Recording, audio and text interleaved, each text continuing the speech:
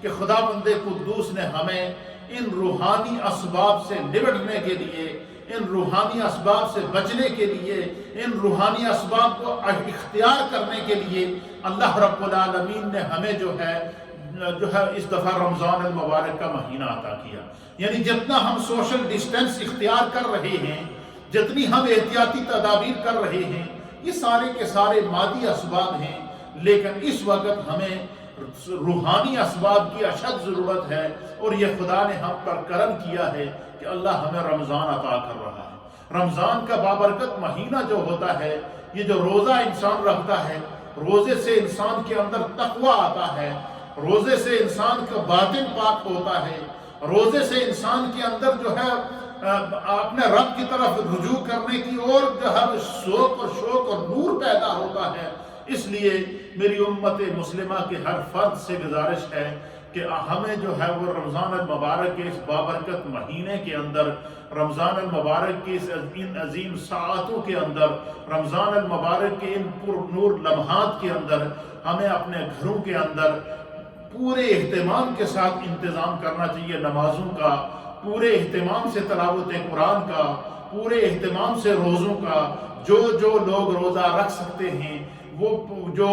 جن کے اوپر روزہ فرض ہے اور کسی شرعی عذر اور بیماری کے علاوہ جو ہے وہ جن کے اوپر روزہ کو فرض کیا گیا ہے، ان تمام میرے امت مصطفیٰ کے لوگوں سے گزارش ہے کہ وہ اپنے گھروں کو، اپنے دلوں کو، اپنی سوچ کو اپنے رب کی طرف مکمل طور پر لوٹ کر آ جائیں اور اپنے گناہوں سے سچی توبہ کریں۔ یہ رمضان، یہ اللہ کی طرف سے ہمارے لیے ٹیسٹ ہے کہ ہم گھروں میں رہ کر بھی، اپنے خلوتوں کے اندر رہ کر بھی ہمارے تقوی کے اندر، ہماری عبادت کے اندر، ہماری سوچ کے اندر اضافہ ہونا چاہیے۔ بہت سارے لوگوں نے ٹیلی فون کے ذریعے، میسیجز کے ذریعے، واٹس ایپ گروپوں کے ذریعے مجھ سے یہ کہا ہے کہ آپ جو گھروں کے اندر عبادت جو لوگ کرتے ہیں، گھر میں نماز پڑھنے کی فضیلت پر بھی کوئی بیان دیں۔ اس کے اوپر میں چند احادیث آپ کی خدمت میں پیش کر دیتا ہوں تاکہ آپ کو پتہ چل سکے کہ خدا نے اگر ہمیں یہ موقع دیا ہے تو ہمیں اپنے گھر کو اللہ کی عبادت سے، خدا کے ذکر سے، تلاوت قرآن سے، تسبیحات سے، تحلیلات سے، ذکر خدا سے اور اپنے رب کی طرف رجوع کرنے سے اپنے گھر کو ہم نے بقائے نور بنانا ہے، رحمت کا مرکز بنانا ہے، کرم کا مرکز بنانا ہے۔ اس رمضان میں ہمیں ہر وہ فالتو ایکٹیویٹیز چھوڑ دینی چاہیے جو ہمارے عبادات کے اندر، ریاضات کے اندر خلل پیدا کرے۔ میرے سامنے حدیث پاک ہے، اس حدیث کو امام بخاری رحمۃ اللہ تعالی علیہ نے صحیح بخاری کے اندر نقل کیا ہے اور اس کا حدیث نمبر ہے 731، اور اس کے اوپر میرے استاد محترم فقیہ ملت مفتی اعظم پاکستان حضرت علامہ مفتی منیب الرحمان صاحب، اللہ تعالیٰ آپ کو درازی عمر بالخیر عطا فرمائے، اس وقت پوری امت مسلمہ کے نمائندے کی حیثیت سے وہ لوگوں کی دینی اور فکری رہنمائی کر رہے ہیں۔ انہوں نے ایک پورا جو ہے وہ فتویٰ تحریر کیا ہے اور اس نیت سے تحریر کیا ہے تاکہ لوگ اپنے گھروں میں عبادت کا معمول بنا کر رمضان کو کی برکات کو، اس کی رحمتوں کو اور اس کی بخششوں کو حاصل کر سکیں۔ حضرت زید بن ثابت رضی اللہ تعالیٰ عنہ بیان کرتے ہیں کہ رسول اللہ صلی اللہ تعالیٰ علیہ وآلہ وسلم نے فرمایا کہ اے لوگو، یا ایھا الناس، حضور نے فرمایا کہ اے لوگو، تم اپنے گھروں میں نماز پڑھو، پس بہترین نماز وہ ہے جو مردوں کے لیے اور خواتین کے لیے کہ جو اپنے گھروں کے اندر ادا کی جائے فرض نماز کے علاوہ۔ یہاں پر اللہ کے حبیب علیہ السلام نے یہ ترغیب دی کہ جب تم گھر سے مسجد نماز پڑھنے کے لیے آؤ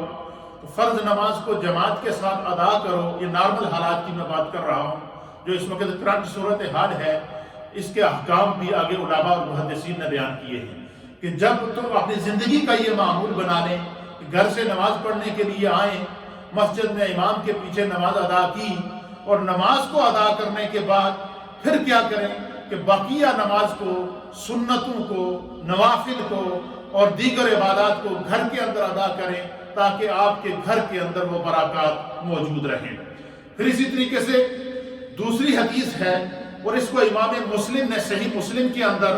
حضرت جابر رضی اللہ تعالیٰ عنہ سے روایت کیا ہے کہ رسول اللہ صلی اللہ تعالیٰ علیہ وآلہ وسلم نے ارشاد فرمایا کہ جب تم میں سے کوئی شخص مسجد میں فرض نماز پڑھ لے تو اسے چاہیے کہ وہ بقیہ نماز جا کر اپنے گھر میں ادا کرے۔ اللہ کے حبیب علیہ السلام نے فرمایا کہ وہ اپنی نماز کا باقی حصہ اپنے گھر میں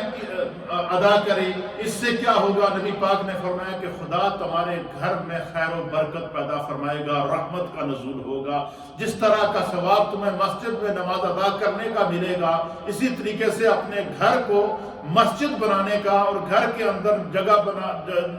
نماز پڑھنے کا ثواب بھی عطا فرمائے گا، کیونکہ اللہ تعالیٰ نے روئے زمین کو جو ہے وہ نبی پاک صلی اللہ علیہ وسلم کی خصوصیت کے طور پر اس کو مسجد قرار دیا، اور گھر کے اندر جو نماز پڑھی جاتی ہے اسے اس جگہ کو جو ہے مسجد بیت کہتے ہیں، گھر کی مسجد کہتے ہیں۔ تو ہر گھر کے اندر، ہر کمرے کے اندر اللہ نے ہمارے لیے ہر کمرے کو اللہ نے ہمارے لیے مسجد بنا دیا ہے، تو اس لیے گھروں کے اندر نماز پڑھنا یہ نبی پاک صلی اللہ تعالیٰ علیہ وآلہ وسلم کی سنت ہے۔ حضور علیہ السلام کا معمول کیا ہوتا تھا؟ آپ دیکھیں نبی پاک صلی اللہ علیہ وسلم کا جو حجرہ مبارک ہے، جو لوگ مسجد نبوی شریف میں گئے ہیں انہوں نے دیکھا ہوگا کہ آپ کا حجرہ بالکل مسجد نبوی شریف کے ساتھ ہے، اور وہ باقاعدہ حضور نے فرمایا اشارہ کر کے ما بین بیتی و منبری روضۃ من ریاض الجنہ، کہ میرے گھر سے لے کر میرے منبر تک یہ جو زمین کا ٹکڑا ہے، یہ زمین یہ کیا ہے؟ جو ہے یہ جنت کا باغ ہے، جنت کے باغات میں سے ایک باغ ہے، یہ جنت ہے۔ اب آپ دیکھیں کہ بالکل وہاں نبی پاک کے گھر سے مسجد کیا تھی؟ دروازہ مسجد پہ کھلتا تھا،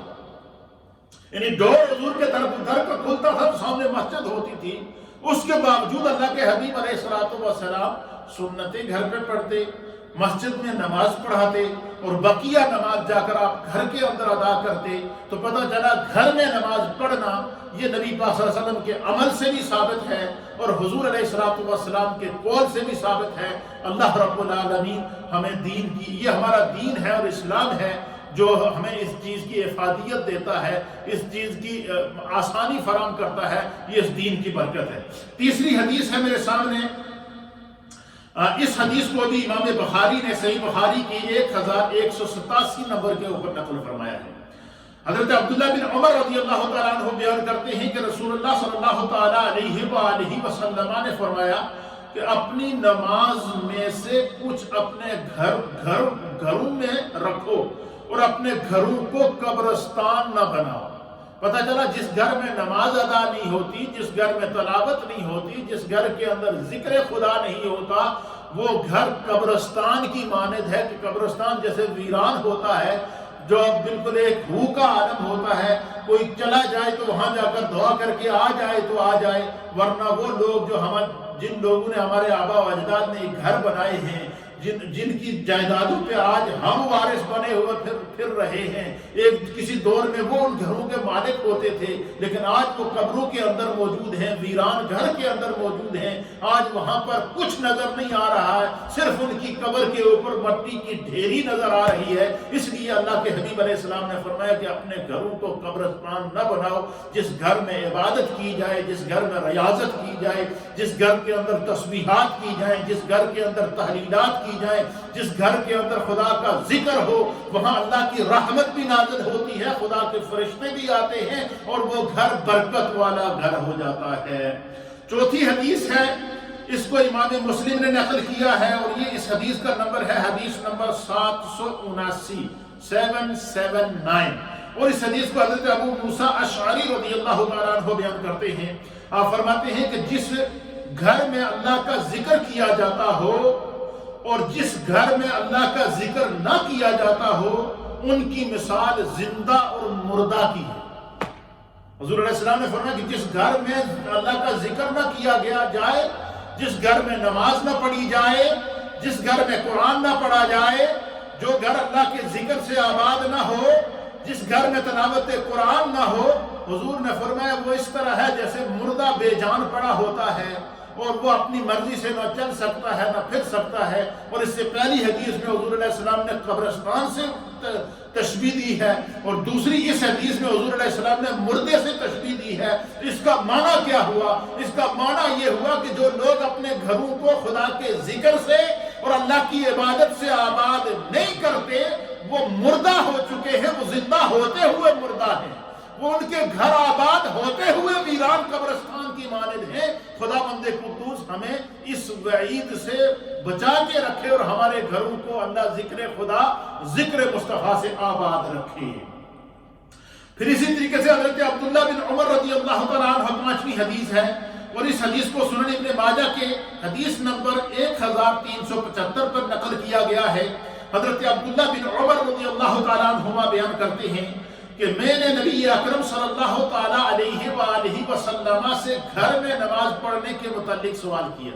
حضرت عبداللہ بن عمر کہتے ہیں کہ میں نے سوال کیا کہ یا رسول اللہ گھر میں نماز پڑھنے کی کیا برکت ہے، کیا فضیلت ہے؟ تو حضرت عبداللہ بن عمر کہتے ہیں کہ میں نے نبی اکرم صلی اللہ علیہ وسلم سے گھر میں نماز پڑھنے کے متعلق سوال کیا تو کہتے ہیں کہ آپ صلی اللہ تعالیٰ علیہ وآلہ وسلم نے فرمایا کہ کسی شخص کا اپنے گھر میں نماز پڑھنا نور ہے، بس تم اپنے گھروں کو منور کرو. پتا چلا جس گھر میں نماز ادا کی جاتی ہے وہاں خدا کے نور کی برسات ہوتی ہے. جس گھر میں نماز ادا کی جاتی ہے وہ گھر منور ہوتا ہے. جس گھر میں نماز ادا کی جاتی ہے وہ گھر اللہ تعالیٰ کی برکات کا ذریعہ بنتا ہے. اس گھر کے اندر خدا نور کو نازل فرماتا ہے. پھر اسی طریقے سے چھٹی حدیث ہے. اس حدیث کو بھی حضرت عبداللہ بن سعد رضی اللہ تعالیٰ عنہ بیان کرتے ہیں، اور یہ بھی سنن ابن ماجہ کی حدیث ہے، اور اس کا نمبر ہے 1378 نمبر حدیث ہے. آپ بیان کرتے ہیں کہ میں نے رسول اللہ صلی اللہ تعالیٰ علیہ وآلہ وسلم سے سوال کیا کہ میرا اپنے گھر میں نماز پڑھنا یا مسجد میں نماز پڑھنا، ان میں سے کون سی نماز پڑھنا افضل ہے؟ تو نبی اکرم صلی اللہ تعالیٰ علیہ وسلم نے فرمایا کیا تم میرا گھر نہیں دیکھتے؟ حضور نے کیا مثال دی حضرت عبداللہ بن سعد رضی اللہ تعالیٰ عنہ کو کہ انہوں نے کہا کہ کیا میرا گھر میں نماز پڑھنا یا مسجد میں نماز پڑھنا تو ان میں سے کون سا افضل ہے؟ تو اللہ کے حبیب علیہ السلام نے انہیں جواب دیا. کیا جواب دیا حضور علیہ السلام نے؟ حضور نے فرمایا کہ کیا تم میرا گھر نہیں دیکھتے کہ وہ مسجد سے کس قدر قریب ہے؟ کیا حضور نے فرمایا کہ کیا تم میرا گھر نہیں دیکھتے کہ وہ مسجد سے کس قدر قریب ہے، اور میں اپنے گھر میں نماز پڑھوں یہ مجھے مسجد میں نماز پڑھنے سے زیادہ محبوب ہے سوائے اس کے کہ جو فرض نماز ہے. فرض نماز کا بندہ مومن کا مسجد میں آ کر امام کے ساتھ پڑھنا، یا عام حالات کی بات کروں، یہ جو آج کے حالات ہی یہ چونکہ ایک مجبوری ہے، یہ عذر شرعی ہے، اور عذر شرعی کی بنا پر جو لوگ نہیں آ سکتے ان کو خداوند قدوس گھر میں بھی مسجد میں نماز پڑھنے کا، فرض نماز پڑھنے کا ثواب عطا فرماتا ہے. تو حضور علیہ السلام نے جب سوال کیا حضرت عبداللہ بن سعد نے، حضور نے فرمایا میرا گھر دیکھتے ہو نا مسجد کے کتنے قریب ہے؟ سرکار خود گھر میں بھی نماز پڑھ کے مسجد آتے، نماز پڑھاتے، بقیہ نماز جا کر گھر میں پڑھتے. تو حضور علیہ السلام نے اپنے عمل سے بھی، اپنے عمل کی بھی مثال دی، سرکار نے اپنے قول کی بھی مثال دی، اللہ کے حبیب نے اپنے گھروں میں نماز پڑھنے کا حکم بھی ارشاد فرمایا. تو یہ گھروں کے آج ہمارے گھروں کے اندر برکت کیوں نہیں ہے؟ آج ہمارے گھر مسائل کی آماجگاہ بن چکے ہیں. آج ہمارے گھروں میں جھگڑے ہیں، آج ہمارے گھروں کے اندر مصیبتیں ہیں، آج ہمارے گھروں میں پریشانیاں ہیں. باپ پریشان ہے، بیٹا پریشان ہے، ماں پریشان ہے، بیٹی پریشان ہے، بچے پریشان ہیں. کون سا گھر ہے جس کے اندر پریشانی نہیں ہے؟ اس لیے کہ ہم نے اپنے گھروں میں عبادت کو چھوڑ دیا ہے، ہم نے اپنے گھروں کے اندر تلاوت قرآن کو چھوڑ دیا ہے، ہم اپنے رب سے بالکل دوری اختیار کر چکے تھے. تو یہ کرونا وائرس کی صورت میں اللہ نے ہمیں پکڑ کر دوبارہ اپنے گھروں کی طرف اور اس زمین کو ذکر اللہ سے آباد کرنے کی طرف متوجہ کیا ہے. یہ خداوند ہمیں ان حالات سے اور معاملات سے اور ہر چیلنج سے سبق سیکھنا ہوگا. پھر حدیث آگے حضرت صہیب بن نعمان رضی اللہ تعالیٰ عنہ بیان کرتے ہیں، المعجم الکبیر کی حدیث ہے، حدیث نمبر ہے 7322. آپ بیان کرتے ہیں تو صہیب بن نعمان رضی اللہ عنہ بیان کرتے ہیں کہ رسول اللہ صلی اللہ تعالیٰ علیہ وسلم نے فرمایا کہ کوئی شخص اپنے گھر میں نماز پڑھے، فرمایا کہ اس نماز پر فضیلت جس کو لوگ دیکھ رہے ہوں اس طرح ہے جیسے فرض کی فضیلت نفل کے اوپر ہے۔